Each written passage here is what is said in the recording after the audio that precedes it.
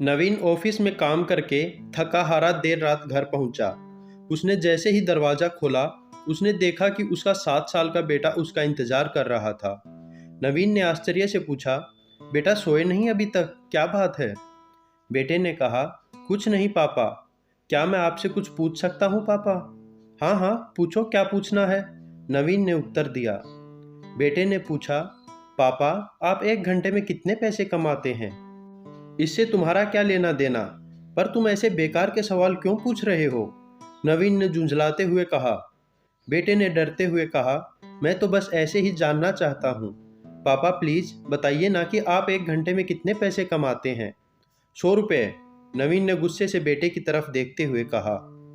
अच्छा पापा, क्या आप मुझे 50 रुपये उधार दे सकते हैं? बेटे ने मासूमियत से सिर झुकाते हुए कहा।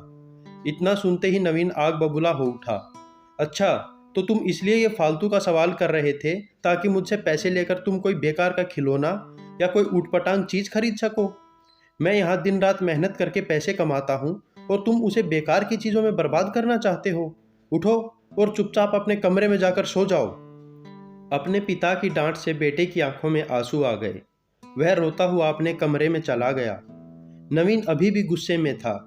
वह मन ही मन सोच रहा था कि इतने सारे खिलौने ला ला कर देने के बाद भी उसके बेटे की पैसे मांगने की हिम्मत कैसे हुई। पर कुछ देर बाद जब उसका गुस्सा शांत हुआ, तब उसके मन में विचार आया कि हो सकता है कि उसके बेटे ने सच में किसी जरूरी काम के लिए पैसे मांगे हों, क्योंकि आज से पहले तो उसने कभी इस तरह से पैसे नहीं मांगे थे। वह उठकर बेटे के कमरे में गया। उसके पास बैठकर बोला, बेटा तुम सो गए हो क्या? नहीं पापा, बेटे ने धीमी आवाज में जवाब दिया। बेटा, मैंने गुस्से गुस्से में बेवजह ही तुम्हें डांट दिया। दरअसल सारा दिन ऑफिस में काम से मैं थक गया था, इसलिए तुमसे गुस्से में बात की। बेटा मुझे माफ कर दो। ये लो अपने 50 रुपये। ये कहते हुए नवीन ने 50 रुपये का नोट बेटे के हाथ में रख दिया। थैंक यू पापा, बेटे ने खुशी से पैसे लेते हुए कहा और फिर अपने बिस्तर से उठकर जल्दी से अपनी अलमारी खोली। उसमें से एक डिब्बा निकालकर उसे बेड पर पलट दिया। ढेर सारे सिक्के बेड पर बिखर गए। वह सारे सिक्कों को समेटकर धीरे धीरे उन्हें गिनने लगा। यह सब देखकर नवीन को गुस्सा आ गया। वह खींचते हुए बोला, जब तुम्हारे पास पहले से ही इतने पैसे थे तो फिर तुमने मुझसे और पैसे क्यों मांगे? क्योंकि मेरे पास पैसे कम थे पापा, पर अब पूरे हैं, बेटे ने उत्तर दिया। पापा, अब मेरे पास पूरे 100 रुपये हैं। क्या मैं आपका 1 घंटे का वक्त खरीद सकता हूँ?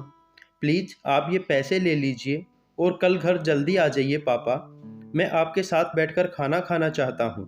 बेटे की यह मासूमियत भरी बात सुनकर नवीन की आंखों में आंसू आ गए।